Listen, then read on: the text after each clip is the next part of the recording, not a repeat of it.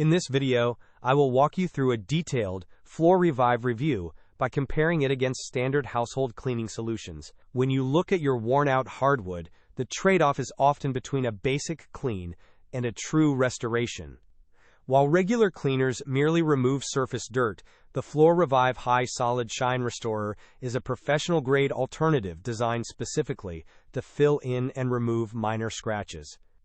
At about $16.99 for a 150 milliliter bottle, it positions itself as a specialized tool for high-traffic areas.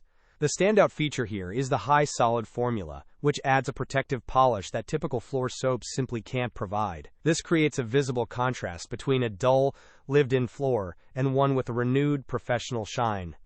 It is suitable for all types of flooring, making it a versatile choice if you have a mix of surfaces in your home. The price point reflects its status as a restorer rather than a daily wash, costing roughly $3.78 per fluid ounce. For those debating whether to buff or just mop, this product offers a middle ground that provides a semi-permanent aesthetic upgrade.